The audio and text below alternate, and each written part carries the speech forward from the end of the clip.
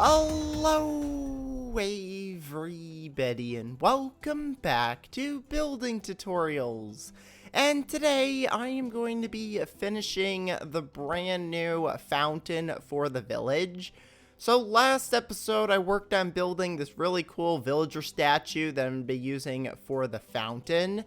And off camera, I did some adjustments to the arms to try and make it look a little bit better. I think this is the closest we're going to get to villager arms. So that's what I've come up with. One of the other things I was thinking about doing was possibly getting like some stairs to put on here. But there's only certain types of stairs that I could use. And I think it's probably best just to leave it with blocks. But this is going to be what the villager is going to look like. So today what I wanted to do is I wanted to work on doing some decorations, get the water set up. So the first thing that I need to do is get this area ready for water. Hello, sir. Are you here to help with the water? I guess he's just gonna watch while I build the fountain here. So the way I'm gonna do this, I'm gonna build all the way down. And I'm going to fill in all the edges with, I think, emeralds. I'm not really sure what I'm going to do for the sides just yet. I know the bottom's going to be emeralds. I want to keep it with that. But all these side blocks here needs to be something. And I could actually use quartz. I could just keep the quartz blocks and just bring them down all the way to the bottom here. That's one thing I could do. Or I could fill this entire thing in with emeralds. But I'm going to go through, clear all this out, put the emeralds down at the bottom, and then I'll figure out which block I'm going to use for the sides. Okay, so I've cleared out this entire area. I've put the emeralds at the bottom here. And I've decided to go with the quartz for the walls here. I think it's going to be best for this. And one of the ideas that I had is I'm going to do quartz here, but I'm going to put like little sea lanterns in on the sides. So I'm going to break away the sides here, put some sea lanterns in to hopefully light up the water. So hopefully that'll look good. But the first thing I need to do is get all of this dirt turned into quartz. And I think this is smooth quartz I'm using. Yeah, it's smooth quartz. But you can use any kind of quartz. I could even use like the pillared or like the chiseled quartz as well. I could try using that. But for now, I'm just going to stick with the smooth quartz for the walls. And now let's put in the sea lanterns. One of the other things I was thinking about doing was possibly prismarine to go with the sea lanterns here. But I think quartz is just going to work out good because it's the same block that I've been working with for this entire thing. And the other thing is over here, I've been working on using diorite. And I think if I clear out this entire section, all this grass, and put in diorite, I think this is going to make it look a lot better, just having like a huge stone area that kind of just goes around the entire fountain. So I'm going to get rid of the original stone that I have here and just fill this all in with diorite. Okay, so I've just put in all of the diorite. So now we've got the villager statue here. He's right now floating, so I need to build up some kind of pillars. And I think I might bring my stone back, or I could even use stone bricks. Or I could use some of the new, like, deep slate bricks and just kind of, like, build up, like, a little platform here for the villager to stand on. So I'm going to go ahead and build this out of the bricks here because I think it's going to look really nice. So I'll put the deep slate bricks right there so the villager's standing on that. And then everything else in here is going to get filled up with water. Now, for the water, I'm going to have to do it by layers, because that's the best way to get, like, a fully filled-in fountain, is you have to fill in every single layer. So I'm going to go ahead and grab my bucket of water here and just start filling this in. Alright, so I've just done the bottom bit here. So now I need to do the second layer, which hopefully if I just go around the edge here, that should be enough to fill in everything. Alright, so this is what it would look like if it's all the way up to the top, which I think looks pretty good. So we've got all of the water in here. We've got the bricks. We've even got the lanterns, which looks pretty cool. Now, the next thing I need to do is I need to get the water coming off of the villager, because I want all the water to flow down into kind of like this little pool area. And one of the things I've realized is that the pool is not as big as it's supposed to be. The villager is actually bigger than the pool. So I might need to get rid of this person's backyard, extend this out a little bit, maybe move that farm, so that way we've got a little bit more space to actually put in the water. Because the way I'm going to do the water is I'm going to put it right here at the top. I got to figure out how I'm going to do this so it flows all different directions, because right now it's just going to go straight down like that, which that goes into the pool, but I wanted it to kind of go off all 4 sides. So to get it to do that, I need to somehow block it off like this, and then hopefully it'll go all directions. There we go. So now it's going all different directions, but it's also not in the pool. There we go. So that's the water right now. The village is flooded. This guy's backyard's flooded. The cat has found 1 block that hasn't been covered in water to protect themselves. The chicken's trying to get inside. He doesn't want anything to do with this. Yeah, so this is definitely not going to work. This is a huge mess. But I think it looks pretty cool. If we go ahead and get rid of these blocks, hopefully this won't ruin it. Okay, it ruined it. So I'm going to have to move this probably back. Oh, wait, why are those staying? Okay, that's odd. For some reason, that's staying, but this doesn't want to stay. But I think it looks pretty cool, just having all the water. But I need to make sure that it stays inside of there. So I need to move some of the stuff around so that it doesn't do that. Okay, so I've built out the brand new area for kind of like the little pool. So if I build it to this shape, that should keep all of the water in. So I'm going to go ahead and turn this off so that it stops flowing everywhere. I'm going to go ahead and clear out all of this and just move it a little bit so that it'll actually fit.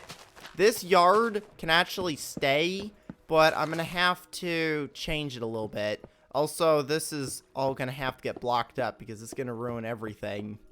Okay, so I finished extending out the pool here. I got rid of all of the water inside.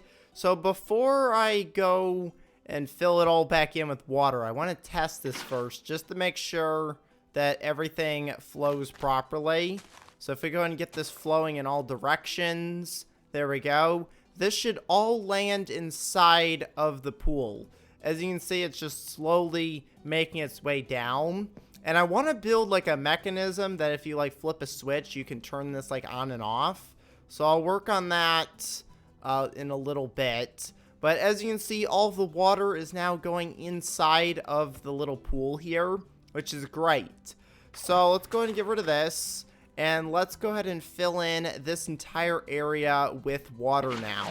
So I'm just going to do the same thing I did before, where I'll go through each level, fill this up, and then I'll see you when this is all full. Okay, so I have filled in the entire pool here with water. So now what I need to do is I need to work on the top bit here to get this water to kind of flow in all different directions. Now, at the moment, I've got these bricks here, but I don't want these bricks because they don't look good. They don't fit the build at all. So I need something else that goes up here that'll block the water. And the best thing to use for this is going to be some trapdoors. So the trapdoors will lay flat on top of the head here, but they won't let the water through.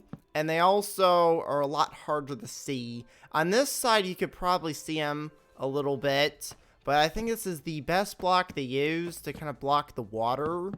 Other than like carpet, I could use carpet, but I'm pretty sure carpet gets broken by water, so I don't think that's going to work. And I don't think there's really any other block, unless snow.